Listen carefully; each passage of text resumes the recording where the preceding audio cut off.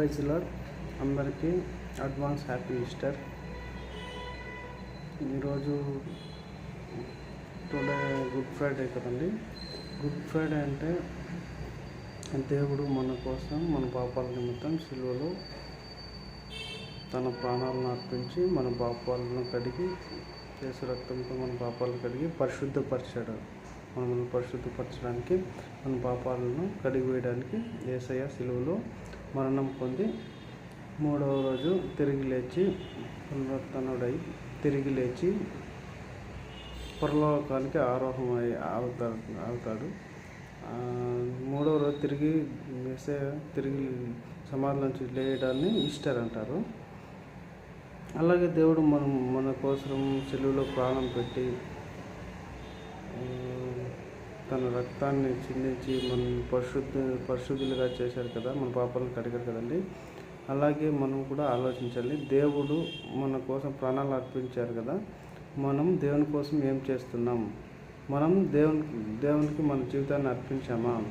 మనం దేవుని కోసం ఏం చేయగలము? మనం దేవుడు చెప్పిన బాటలో నడుచుకుంటున్నామా అనేసి మనం కూడా ఆలోచించి దేవునికి మనము మహిమకరంగా జీవిస్తే మనకి ఎన్నో ఆశీర్వాదాలు మనకి దేవుడు కలుగజేస్తారనమాట. కొత్త బట్టలు కొనుక్కోవడం, కొత్త బట్టలు కొనుక్కొని వేసుకొని చర్చికి పోయి కొంచెంసేపు కూర్చొని చేసి దేవుని ఆరాధించి వచ్చేయడమే కాకుండా, మనము దేవుడు చేసిన మన సిలువ త్యాగానికి మనము సిలువ త్యాగానికి మనము మన మనసును కూడా చేంజ్ చేసుకోవాలి. మన పాపాలను విడిచి దేవుని చెప్పినట్లు మనం నడుచుకుంటే దేవుడు చేసిన త్యాగానికి మనము న్యాయం చేసిన వాళ్ళముగా ఉంటాము. అదే మనము దేవుడు చేసిన త్యాగానికి మనము మారి చెడ్డ మనసును వదిలి మంచి మనసును మన మనసు మార్చుకొని మంచిగా మనం జీవించాలి. అప్పుడే దేవుడు చేసిన త్యాగానికి మనము న్యాయం చేసిన వాళ్ళంగా అవుతాము.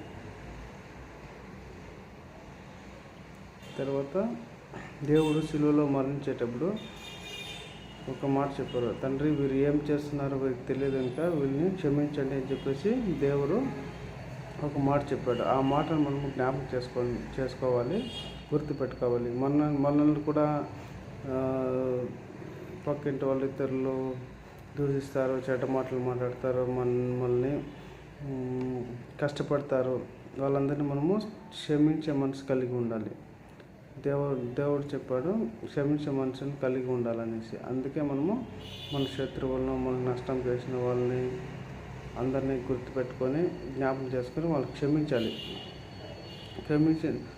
క్షమించే హృదయం లేకుంటే దేవుడు మీకు ఆశీర్వాదాలు ఇస్తారు. చూడండి, ఇప్పుడు యేసేపు అన్నలు యేసేపును దూషించారు, హింసించారు, కానీ యేసేపు అన్నల్ని క్షమించాడు. దేవుడు యేసేపుకి ఆశీర్వాదాలు ఇచ్చాడు. దావీదు మహారాజు కూడా అంతే. దావీదు మహారాజుని సౌలు చంపడానికి వచ్చినప్పుడు సౌలుని దావీదు మహారాజు క్షమించాడు. సౌలు పైన దేవుని అభిషేకం ఉంది. దేవుడు సౌలుని అభిషేకించడం వల్ల దేవుజనునికి హాని చేయకూడదు అని చెప్పేసి దావీదు మహారాజు సౌలుని క్షమించడం వల్ల దేవుడు దావీదును ఆశీర్వదించాడు. తర్వాత స్టెఫను రాళ్ళతో కొట్టి చంపినప్పుడు స్టెఫను ఏం ప్రార్థన చేశాడంటే, తండ్రి, వీరు ఏం చేస్తున్నారు మీకు తెలియదు కనుక వీళ్ళని క్షమించండి, వీళ్ళని శిక్షించకండి అని చెప్పేసి స్టెఫను ప్రార్థన చేశారు. అప్పుడు కూడా వాళ్ళు స్టెఫను మరణం వల్ల గొప్ప కార్యాలు జరిగాయన్నమాట.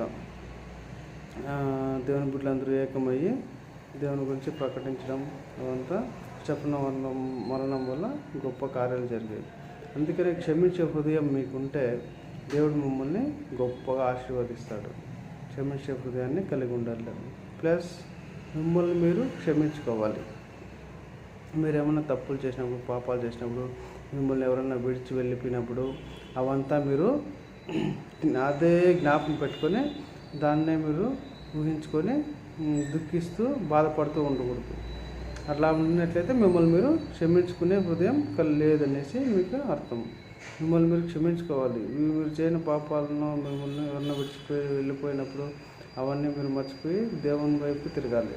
అప్పుడే మిమ్మల్ని మీరు క్షమించుకున్నట్లు అర్థం. ఒక చనిపోయిన శవాన్ని మళ్ళీ దాన్ని తవ్వుతూ ఉంటే ఏమొస్తుంది? దుర్వాసన వస్తుంది. చనిపోయిన శవాన్ని మళ్ళీ తవ్వకుండా తవ్వితే దుర్వాసన వస్తుంది. అది మనకి బాగుండదు అన్నమాట. అది ఒక చెడ్డ కార్యంలాగా మనము భావించాల. అలాగే మనం చేసిన పాపాలంతా మనము వెనక గుర్తు చేసుకుంటా మనం బాధపడుతూ ఉండకూడదు. మన కోసము దేవుడు సిలువలో మరణం పొంది మన పాపాలను కడిగేశాడు, మన పరిశుద్ధం చేశాడు. అదంతా మన పాపాలను వదిలేసి మనం